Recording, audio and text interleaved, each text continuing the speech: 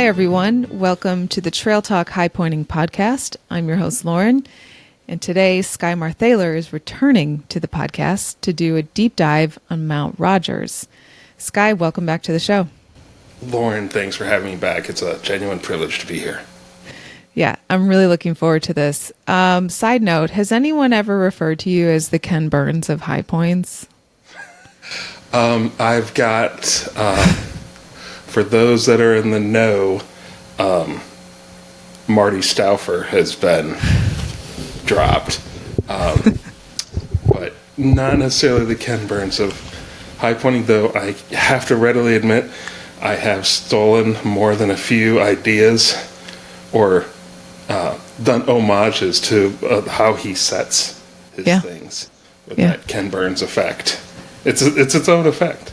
No, he's an influence on how I organize things. So yeah, well, that's why we all love your channel and for your originality that you bring to it as well. Just out of curiosity, have you ever thought about maybe pitching your show to PBS? Because it has some pretty big PBS vibes. A colleague of mine, Brad, we've gone back and forth on that idea. I've actually got several white papers, proposals on it. It's one of these things where I need a moment in time, I guess, where I have a big enough gap where I can be like, you know what, for the next 3 months, I'm going to be focused on selling or getting this thing in a bigger venue. I think one of my problems is I fall in the George Lucas trap. I like to tweak a little bit. You know, this whole go back and refilm things because I don't feel I was telling the story well enough. Though unlike George, I'm not, I would never really compare myself to George Lucas in a multi-billion-dollar franchise. But I also, know I want to add value or add, more to it, like tell a more holistic story. So it usually ends up being, oh, here was 5 minutes. Yeah, we can do better. Let's do a half hour. So, yeah. Well, I say that because the PBS I remember is a very non-sensational overview of whatever subject they're covering. And I see a lot of over-the-top sensational content these days where it's like, you won't believe this exists. It's like, and I don't care because you just made it so cheesy. But your approach to the high points is just so creative. It's so original. It's so rooted in facts. And it really draws the listener in. And I have a classical music background, so your music is on point in all of these videos. I love it. I don't say I want to hate it. I spend more time, I get caught up more time than I would like to admit on making sure the piece of music that goes for a certain section hits all these little bells and whistles. There's a logic, but even when I'm writing it, the little notations on the scripts, like this is grim, this is dark, the music needs to reflect it. This Absolutely. is bright, vibrant. This is in the West, so we're going to want to, and it's using music, using musical cues based on, things I've seen in movies. Like if you watch some of the old, like the Texas episode is notorious for this. That whole hiking bit is synced to a spaghetti Western style thing because one, I thought it's Texas, it fits, and two, it's absolutely hilarious to me. So there's certain parts of it where I want to pull on people's memories and nostalgia of things they may have seen that are reminiscent to it, but also a lot of times I use the music as a subtle joke to myself because I think there's something about it I find really funny. And my primary audience, I've learned this over these, is really me. Like I want to watch like what I put out. I want to be happy watching it. Like I would watch. That's the best quality assurance is when you listen to your own content and you're like, that was good. So, and you touched on something, because that whole PBS thing, it really was, I'm a product of the 70s and 80s. And so watching PBS or watching Wild America or Mutual Omaha or any of that, there was a certain, cadence to those things. Yeah. And I enjoyed that stuff. So I want to make something sort of as an homage to it. Well, what got me thinking of that is I was rewatching the Mount Rogers video before this recording, and where you're hiking and the music, it lined up so well that I got these like goosebumps, and this is so cheesy, but I know people can relate. It's like those patriotic goosebumps where it's like, oh my gosh, I'm so proud to be American right now. Like, this is so beautiful. Like the music and the Grayson Highlands and everything. And then it got me down this rabbit hole on YouTube where I was looking up performances of one of my favorite American composers, Aaron Copland. Yeah. And he wrote Appalachian Spring. Yeah. And so when I was hiking through the Grayson Highlands, I kept thinking of the Simple Gifts suite, because that it's just so beautiful, that like variation that he wrote on that tune. And then out west, I love him and his influence. Yes. Who said it? God, the sincerest form of flattery. What's the old saw about it? But I'm sure it's Mark Twainism or something, But yeah. I don't want to say there's not an original thought in my head. Oh, that imitation is the most sincere form of flattery. Yeah. Yeah. I do know what I'm doing with the music I choose. For sure. So. But I mean, that's the content that people want to see. Like in the Ken Burns documentary, National Parks, America's Greatest Idea, there's that theme. I think it's called, let me look it up real quick. It is called Mallard Island Hymn. Let me play it in the microphone just so you can hear it. I have not watched that episode.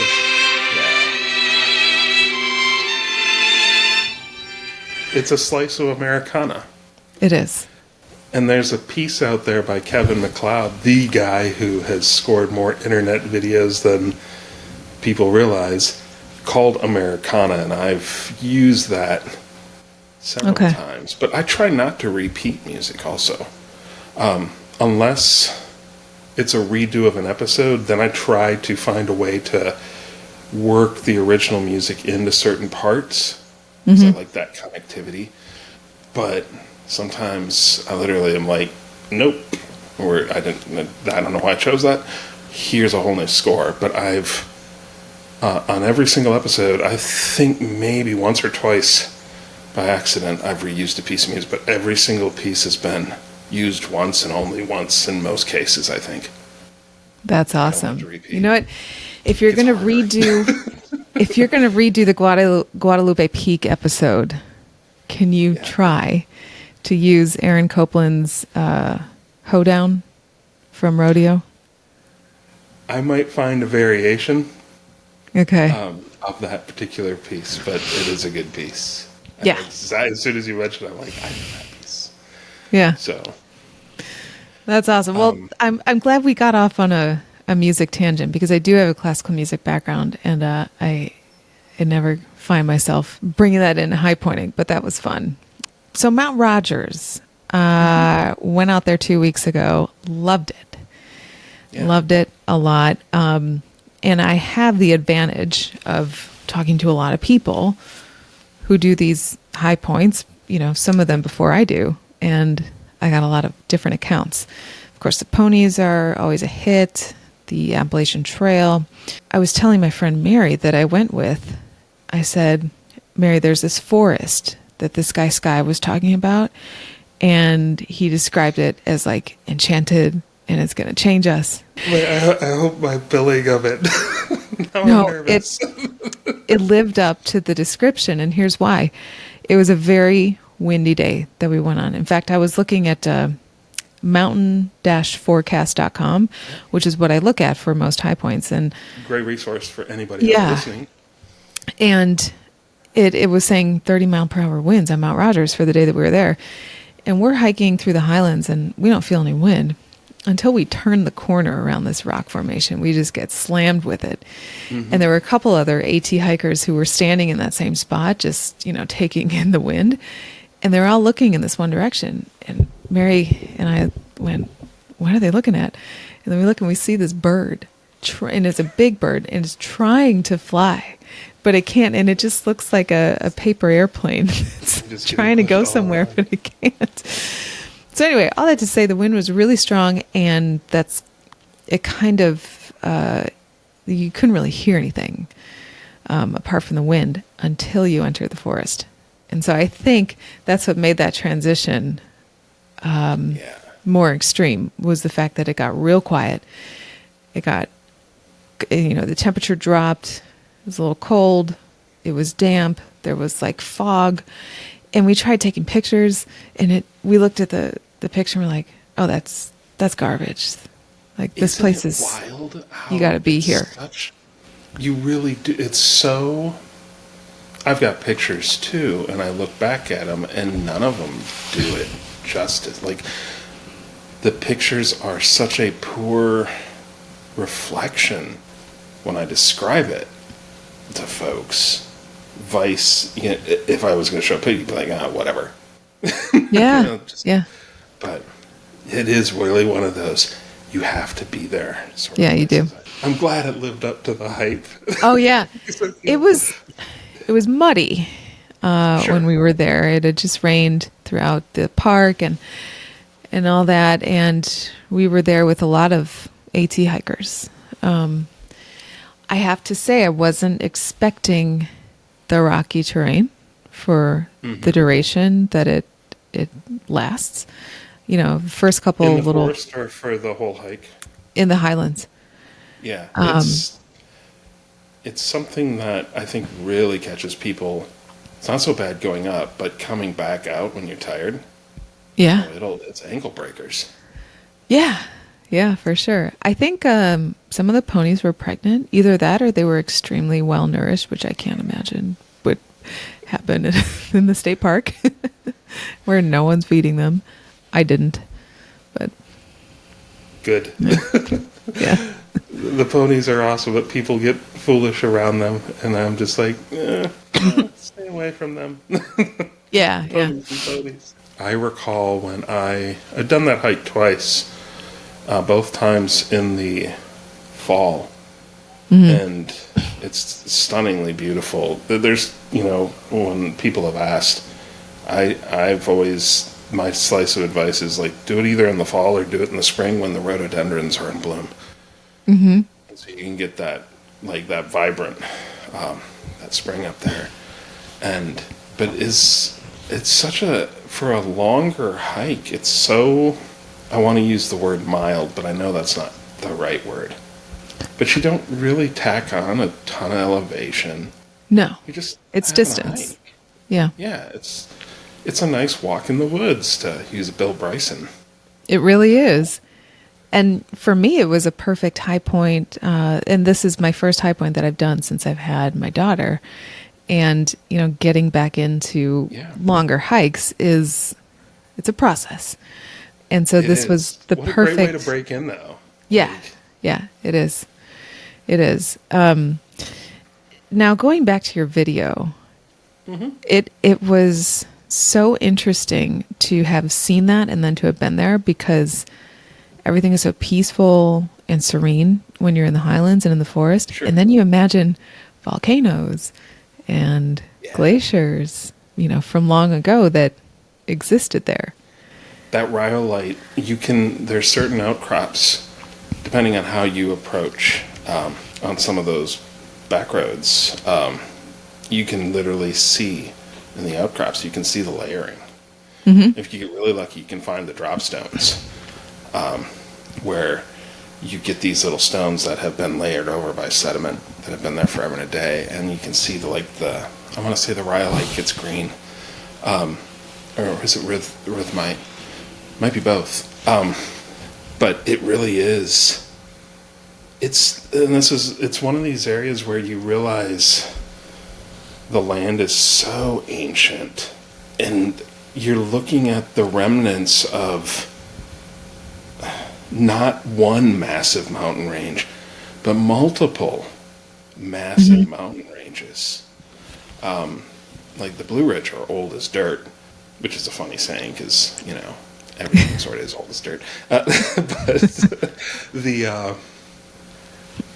you get also the remnants of the Central Pangean Mountains through there, and Mount Rogers is really cool because it's sort of that last little bit, that last high stuff before it all sort of tapers down.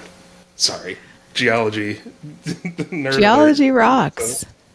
So And, well, and it's so interesting too when you think about how, as you mentioned in your video, people couldn't cross the Blue Ridge Mountains, and to think of how easily we do that today. So that great wagon road runs literally right down I-81, and you can see it. That's the coolest thing. If you go over to White Top, or if you find that scenic view looking into the Shenandoah Valley, well, actually a little bit further south than the Shenandoah, but still, you're looking into that valley. You're standing in the footsteps of Daniel Boone.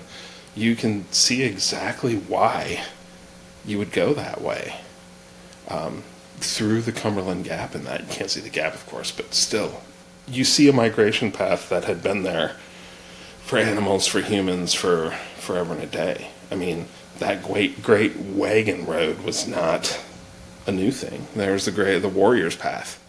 Runs along that route, too. So it is... Mount Rogers is so Virginia, it hurts sometimes, because you get these classic sort of Virginia beats with it. And I think that's one of the reasons I've always had an appreciation for that state. And Mount Rogers just seems like the exact right mountain for that state. I don't know if that makes sense. It does. It does. You're right. It has, I think, the best features of Virginia. So the one my wife got me that I've been enjoying is by Ned Blackhawk. Okay. The Rediscovery of America. Oh. Native Peoples and the Unmaking of U.S. History. And taking a different approach to it and looking at it from a different perspective. And it's been fascinating. What So perspective, what is considered a different perspective of that part of history at this point? From the tribes, from the First Nations. Okay. Like when you look at how the Cherokee may have told their history, or how the Muskogee Creek would have told their history when they saw the encroachment. Not how it's trying to be a counterpoint in a very easy way to understand it, but not necessarily right. It's the counterpoint to history is written by the victors. So, we don't necessarily dig into what were the long-term ramifications of the Trail of Tears, what was lost. These cultures that were destroyed were transplanted, when they were moved off their land. And where it gets interesting and complex is, this fascinating bit of, the Cherokee in North Carolina, Georgia, Virginia, they weren't there originally. This Cherokee are thought to have come down, migrated from the Great Lakes. But does that change the bigger, does that change the story? It's something I always wrestle with, though. When I'm telling the story, I got this fascinating comment on the South Dakota episode about somebody who was super upset that the Lakota are saying it's their land. Maybe it wasn't, because the Lakota drove off the people that were there before. But they're the ones that signed the treaty. Doesn't the United States have an obligation? They were there at that time. And this is where it gets fraught with peril in some of this.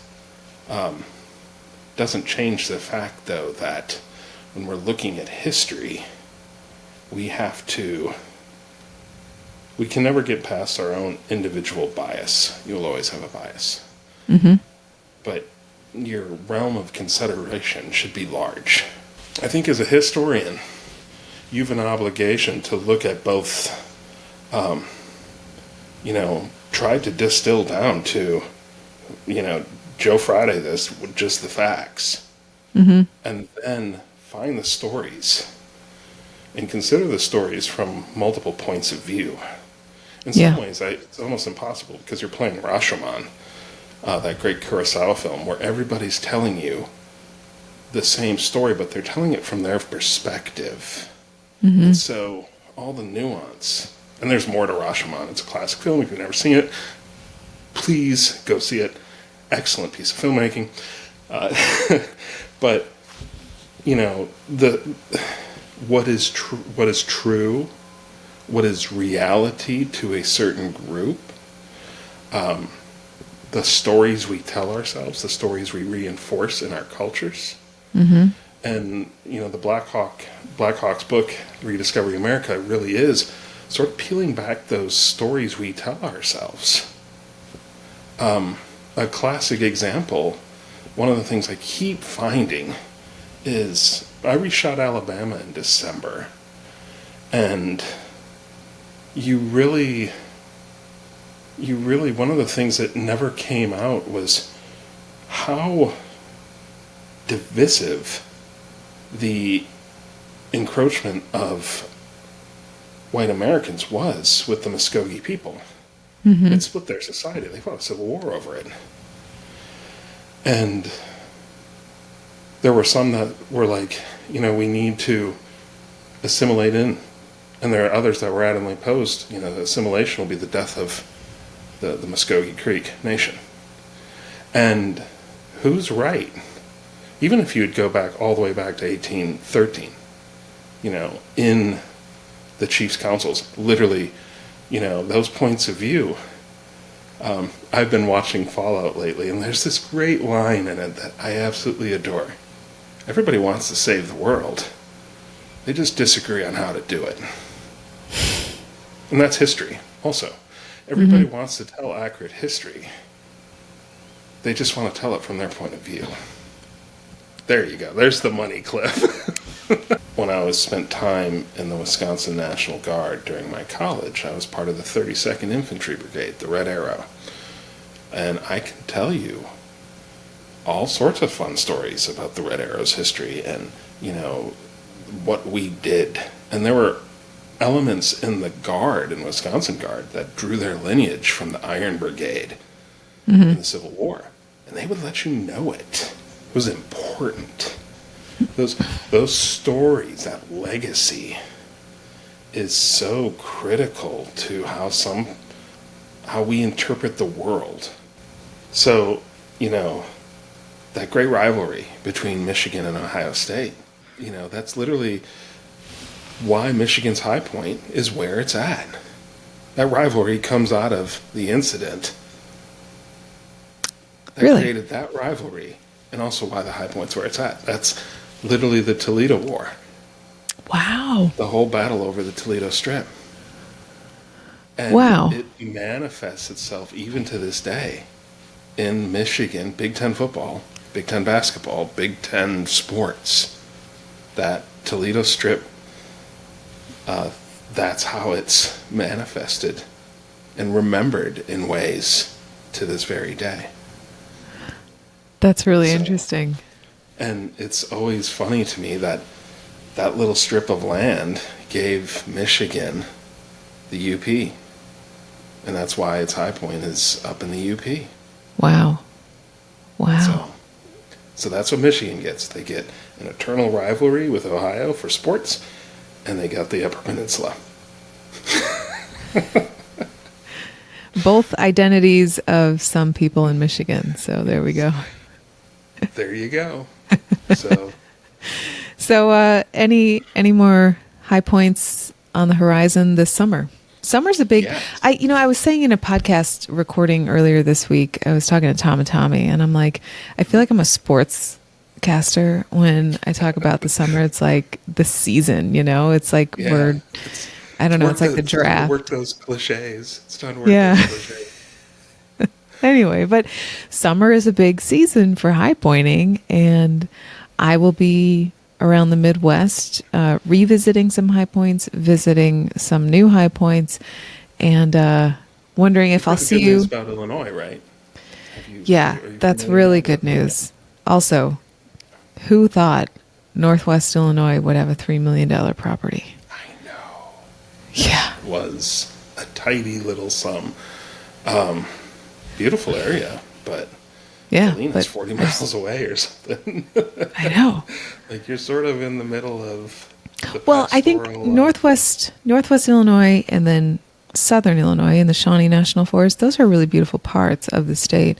So Northwest Illinois, you get like Mississippi Palisades, Apple Canyon, the rolling hills of Charles You Mound. get the driftless area Yeah, yeah. and all that riparian stuff, which is funny you mentioned that because both of them are actually have some creation similarities.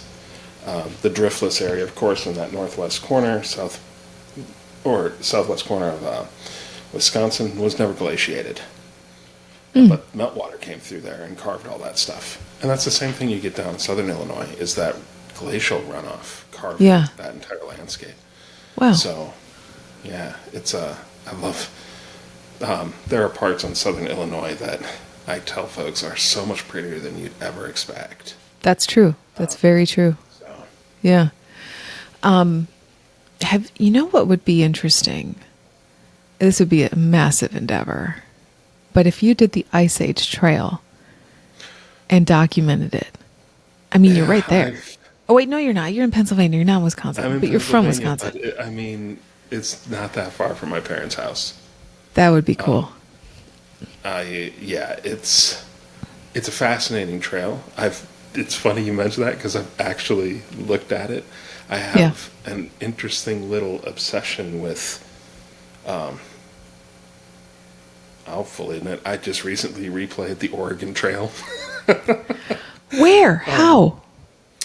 I played it. There is a version that's available now, made by Gameloft. Came out in 2021.